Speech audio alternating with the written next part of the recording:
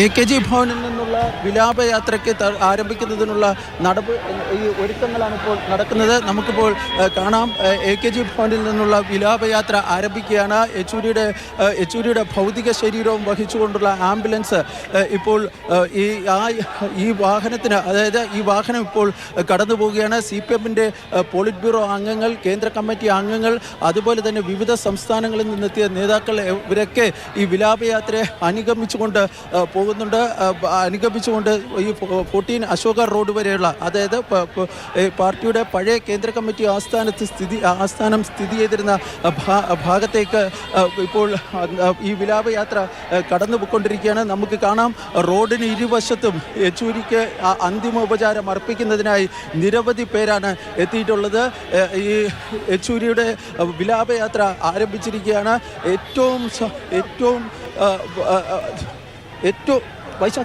ഏറ്റവും പ്രധാനപ്പെട്ട കാര്യം, യെച്ചൂരി ദീർഘകാലമായി ഉപയോഗിച്ചിരുന്ന അദ്ദേഹത്തിൻ്റെ വാഹനം അദ്ദേഹത്തിന് അകമ്പടി ആയി പോകുന്നത്.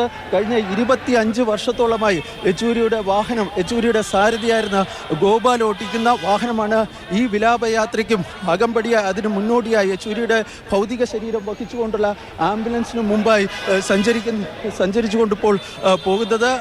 നൂറുകണക്കിന് പേരാണ് ഈ വിലാപയാത്രയിൽ പങ്കെടുക്കുന്നത്.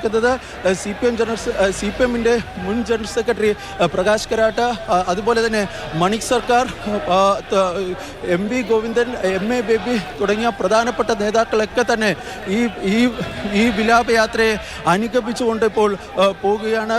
തികച്ചും വികാരനിർഭരമായ ഒരു യാത്രയപ്പാണ് തങ്ങളുടെ പ്രിയ സഖാവായ സീതാറാം യെച്ചൂരിക്ക് ഇപ്പോൾ പാർട്ടി പ്രവർത്തകരും പാർട്ടി നേതാക്കളുമൊക്കെ നൽകുന്നത്. കഴിഞ്ഞ 3 പതിറ്റാണ്ടായി, അതായത് കൃത്യമായി പറഞ്ഞാൽ 1992 CPMൻ്റെ കേന്ദ്ര കമ്മിറ്റി ഓഫീസ് ഡൽഹിയിലെ AKG ഭവനിലേക്ക് മാറ്റുന്ന കാലം മുതൽ തന്നെ യെച്ചൂരിയുടെ സ്ഥിരം പാതയായിരുന്നു ഇത്. അതായത് അദ്ദേഹം സ്ഥിരമായി ഓഫീസിൽ എത്തിക്കൊണ്ടിരുന്ന വസന്തകുഞ്ചിലെ വസതിയിൽ നിന്ന് ഈ ഓഫീസിലേക്ക് എത്തിക്കൊണ്ടിരുന്ന അതേ റോഡിലൂടെയാണ് ഇപ്പോൾ ഈ ഭൗതിക ശരീരവും വഹിച്ചുകൊണ്ടുള്ള വിലാപയാത്ര കടന്നു പോയിക്കൊണ്ടിരിക്കുന്നത്. ഡൽഹിയിലെയും അതുപോലെ തന്നെ പഞ്ചാബിലെയും ഹരിയാനയിലെയുമൊക്കെ വിവിധ ഭാഗങ്ങളിൽ നിന്ന് നിരവധി പേരാണ് യെച്ചൂരിയുടെ ഈ വിലാപയാത്രയിൽ പങ്കെടുക്കുന്നത്.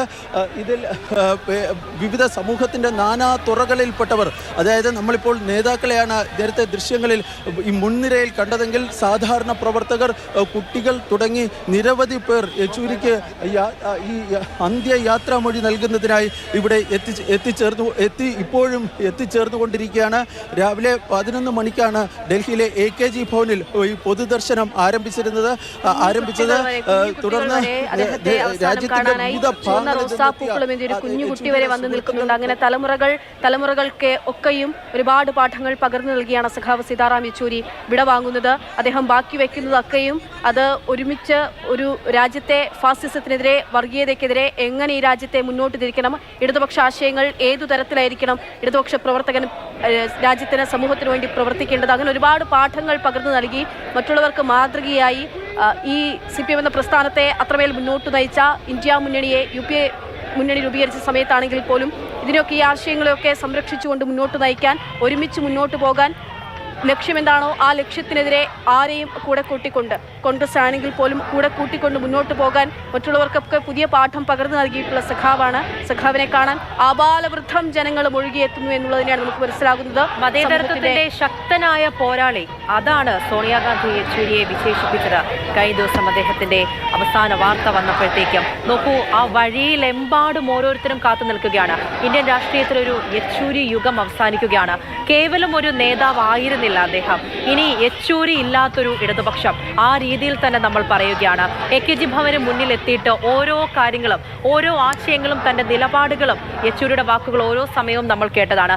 വ്യക്തിപരമായി നിങ്ങളൊന്ന് ആലോചിച്ച് നോക്കൂ, വ്യക്തിപരമായി ഏതെങ്കിലും തരത്തിൽ ഒരു അധിക്ഷേപ വാക്കുകൾ അദ്ദേഹത്തിന്റെ ഭാഗത്തു നിന്നും ഉണ്ടായിട്ടുണ്ടോ എന്നുള്ളത് കഴിഞ്ഞ കുറച്ചു നേരം മുൻപ് 12 മണി ബുള്ളറ്റിനിൽ ബാലു തന്നെ നമ്മളോട് പറഞ്ഞിട്ടുണ്ടായിരുന്നു എത്രത്തോളം ചേർത്ത് പിടിച്ചിട്ടുണ്ട് ഓരോ മനുഷ്യരെയും സീതാറാം യെച്ചൂരി.